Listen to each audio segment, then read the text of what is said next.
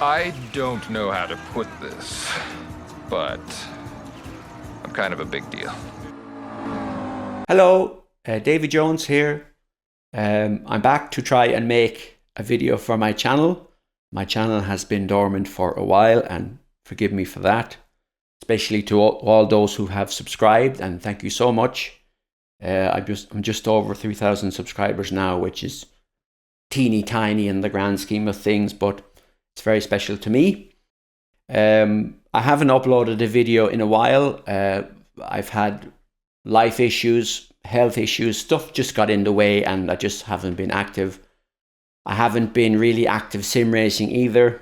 I have done some Le Mans Ultimate, tried to keep up with stuff, but I want to try and get back into it now, and I've purchased a hardware upgrade, and I wanted to try and tell the story of that, and I thought that might be interesting. I considered doing an unboxing, but the products I purchased, they were released over a year ago.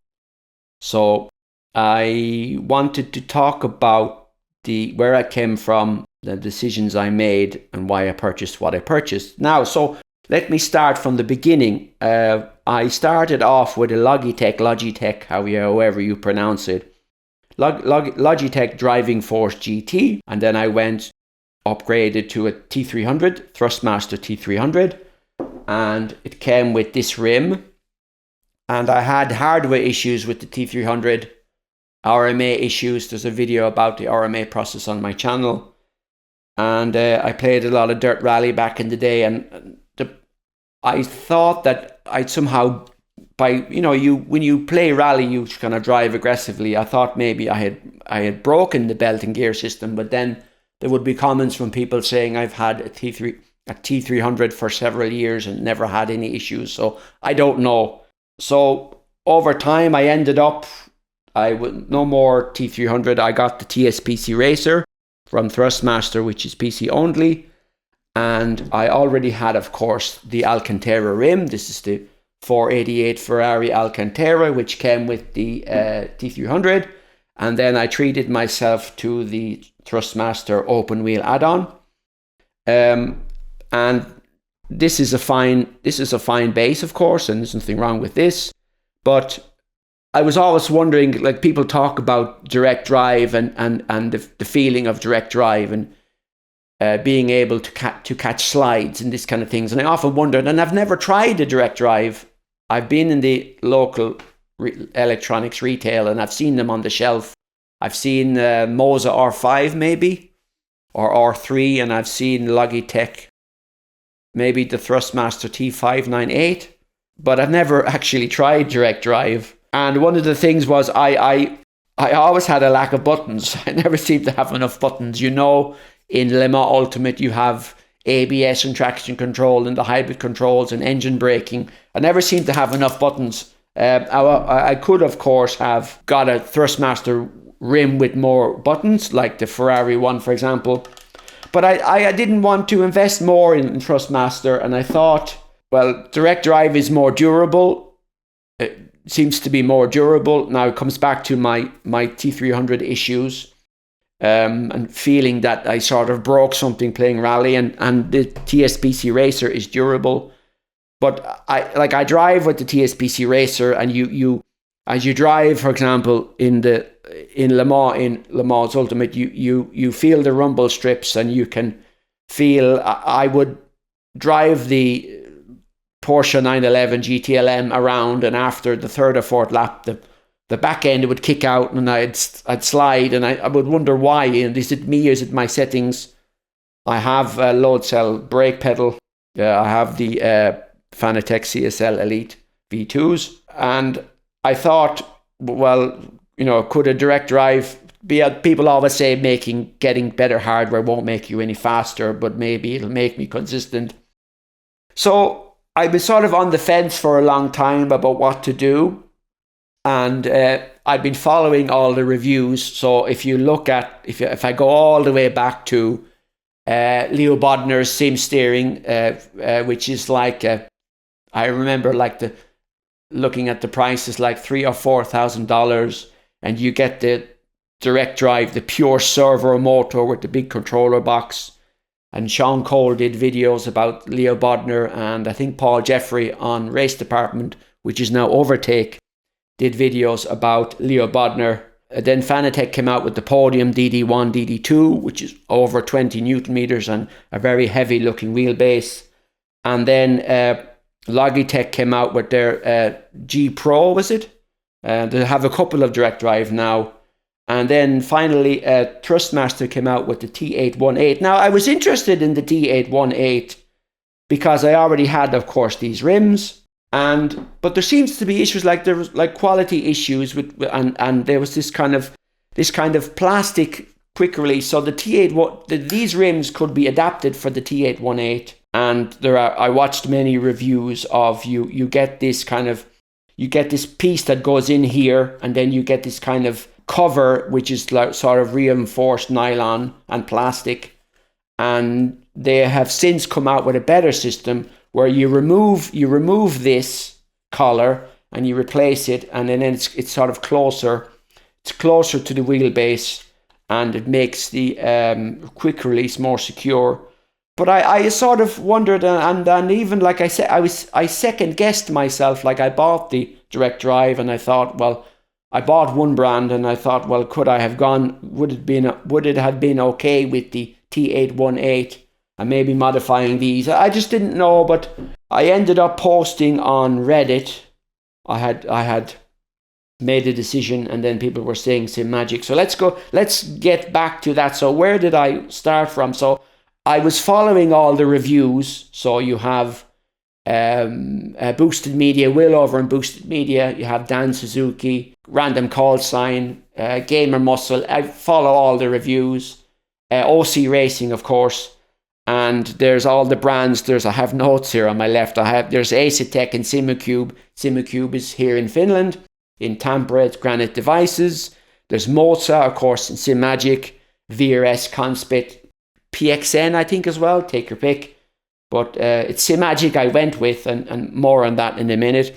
And so I had sort of whittled it down to kind of Fanatec and Simagic. Those were my baselines, and I was thinking about 12 Newton meters. Now, I have a Next Level Racing wheel stand 2.0. Now, it's heavy, and I have it mounted on wheels. So I got the wheel set, and I will add in B-roll. Basically, I have a workspace, and then I have the Next Level Racing wheel stand. And then when I want to drive, I set it up into position and move a monitor. So I use the same monitor for work and for games, and it's on an arm. I'll show this in B-roll. That's the wheel deck on that is quite substantial, but I didn't know, like I knew I didn't want to go 20 Newton meters or more, because I thought, well, that's going to rattle the wheel deck, and maybe 15 is too much. I thought about the Moza have a 15 Newton meter base, and so do Simagic in the previous range, but I thought maybe 12 was the sweet spot. So I was thinking of Fanatec and Simagic, and I was thinking of the Club Sport DD, which is 12 Newton meters. Now, Fanatec, many of the Fanatecs also support console use. I don't have PlayStation or Xbox, so I kind of didn't want to pay for that and not use it. So I was going between the Club Sport DD and the Simagic. Now, the Fanatec was interesting to me because I have the CSL Elite pedals, CSL Elite V2 pedals, and Fanatec have fixed their sort of software solution. So you have one software solution for all the hardware. And I liked the idea of having the direct drive base and the wheel and the pedals all in one app. That's really appealed to me. And I noted that Will over at Boosted Media and Random Call Sign were saying that no matter what game you played on PC or console, with Fanatec, you got a kind of consistent feedback experience, and that appealed to me because I don't want to mess around with apps and things and SimHub, and I'm technical, but I don't have time. My time is limited. Like I said, I have been racing, but I don't have much time. I want to set up my rig and get it into position, and then drive, and then put everything away, because got to work the next day, for example. That appealed to me, the Fanatec solution. Now, it would mean buying rims and then, so people were saying that now Fanatec had some issues. There was some financial issues, and now they've been acquired by Corsair, and the prices seem to go up. But the direct drive wheelbase prices came down in the last few months due to competition from other brands.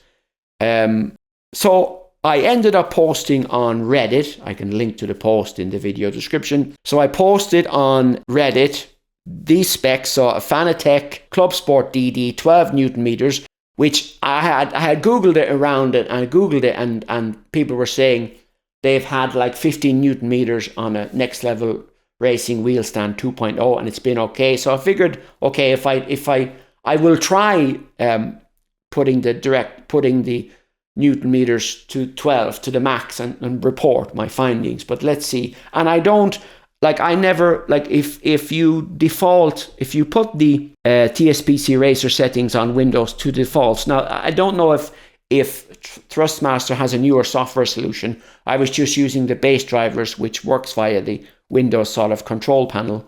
And the default for this, the strength is about 60%. I never put it to 100. Because I didn't need the feedback to be that heavy. And I always, in the back of my mind, because of my experiences with the T300, I thought if the force feedback is too heavy, something might break here. I don't know. So I decided on the Fanatec Club Sport DD, 12 Newton meters, and then maybe 2 rims. So a round rim for rally and drifting and so on, and then a GT rim for hypercars and GT3 or GT Le Mans. So, and then I decided on Simagic. Now, Simagic, I've been following the reviews. Now, the Simagic previous range was the Alpha, and there was 3 models. It was a 10, 15, and 23 Newton meters. Then the Alpha Mini was the 10, I think. So anyway, 10, 15, and 23. 10, 12 is the sweet spot, and 15 is maybe too much for the wheel stand that I have. And then 23, of course, is and I'm also thinking of the weight of the base. I don't know the weight of this, but the Simagic I have is 6 kilos. So then the Simagic Evo range came out, and the naming convention, of course, is not the best. So you have the Simagic Alpha Evo Sport, which is 9 Newton meters. Then you have the Alpha Evo, which is 12. And then you have the Pro, which is 18. And they since came out with the Ultra, which is sort of a longer unit. And that weighs 11 kilos, I think. And the one I got was 6. So I posted on Reddit, and I'll link to the post. And somebody replied, I'm a Fanatec user myself, but I would go with Simagic. And then I was also asking about whether I should pick a local retailer. So I picked a local retailer, a local to Europe. I'm in Finland. I ordered from simline.eu in Poland. So shout out to the guys there. Somebody recommended simline.eu in that Reddit post. So I started to Google around, and they are a Simagic distributor. So I got the Simagic as a bundle. So I went with the Simagic. So now I'm going to change out my gear, and then let's do an overview of Simagic. Okay, so this is my Simagic direct drive setup: the 12 Newton meters Alpha Evo, the GT Neo, which there have been many reviews about this. People have been raving about this. And I also wanted a round rim, so I have a similar setup to what I had with Thrustmaster. And I'm leaving the Thrustmaster hardware here in front for context. And I got the round rim, the Neo X330T. And actually, this is the same gear that Empty Box purchased. He did a video about his upgrade. And ironically enough, they're exactly the same products. So so I've been following the reviews and trying to understand everything. Now the Neo X setup kind of confused me. I visited the Simagic site, and I didn't know whether the previous series of wheels of rims worked with the new bases, but they do. And it took me a while to realize that you can buy this Neo X, this hub, and then you can buy a rim of your choice and sort of assemble it. So you either buy the Neo X hub and a rim, or you buy it pre-assembled. And after watching several reviews, I understood that you could buy this pre-assembled. So that's what I did. So if I remove these bolts, I just have the hub. And then there's the GT Neo, and I saw many reports on issues with the grips on these, and people were putting like tennis racket tape around the grips to stop them from wearing. I wear gloves. I wear karting gloves. I'll have some B-roll on those.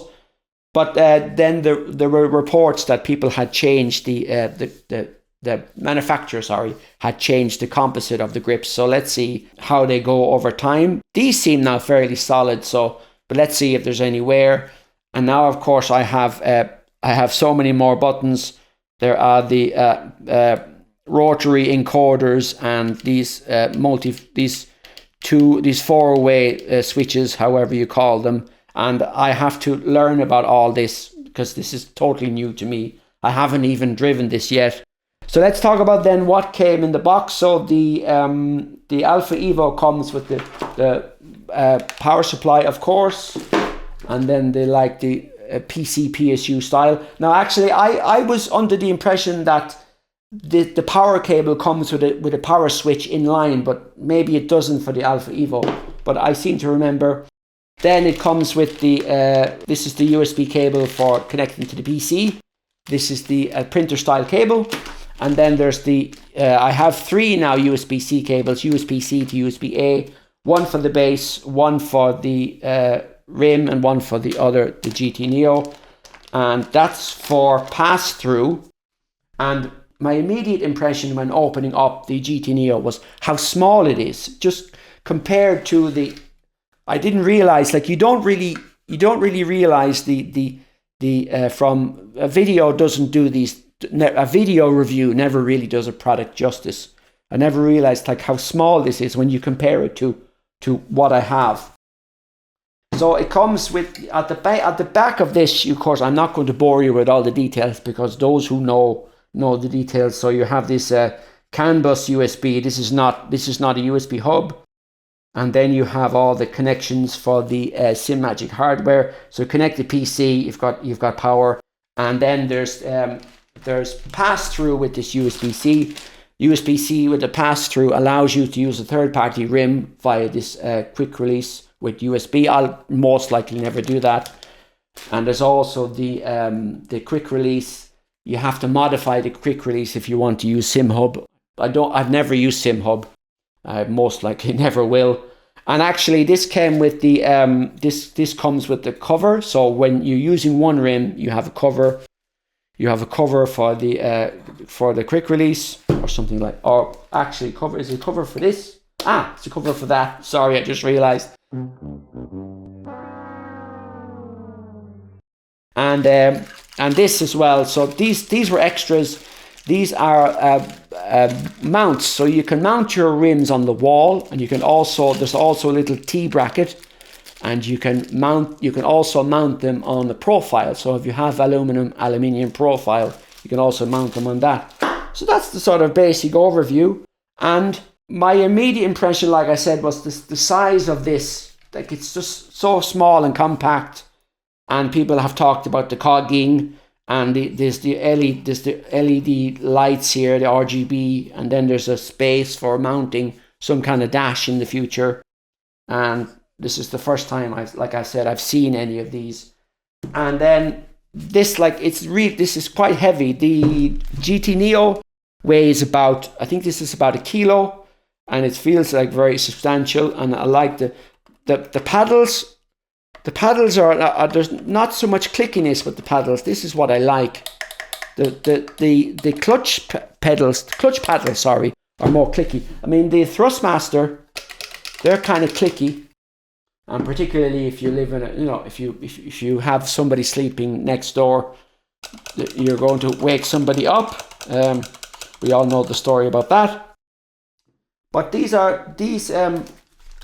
paddles are not so clicky, which is nice. And when I took this out of the box, my immediate impression was obviously the scale of it. So the scale, if I put them like there's no kind of comparison really. Like you see, the size of the rim is so much bigger.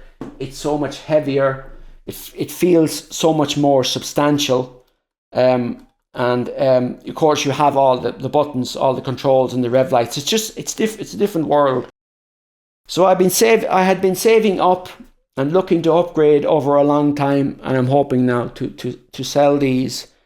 And I'm hoping now that I can, my plan was to, and for also just to get a sense of how it is, how it compares. My plan was to set up my system and then like take the 911 GTLM out at Le Mans with the TSPC Racer and the open wheel add-on, and then immediately kind of switch to the Alfa Evo and the GT Neo. And let's compare and see how we get on. And I have so much to learn. I think I've covered everything I wanted to talk about. This video is not scripted, so forgive me if things are a little bit out of sync and a little bit all over the place. But sort of, this is a video that I wanted to make, and I hopefully this has been of use to people. So now I have a room full of hardware, and new hardware and old hardware, and it's been an interesting time. And I finally upgraded, and let's see what all the. I will try and let you guys know what all the fuss is about. Like, does it feel that much different? Obviously, I mean, this is so much nicer hardware. And the weight of the wheel obviously dictates the force feedback. Like, I'm surprised how heavy this is. I'm wondering now, will this provide enough forces to give feedback on this? I will let you guys know. So that's it. So if you like the video, remember to like. If you disliked, you can dislike. I'm good. And I'll try to get this edited and uploaded as soon as I can, and add in some B-roll. And like I said, I will try and make some video, make some more content about my experiences, how belt and gear Thrustmaster compares to direct drive Simagic. Okay, see ya.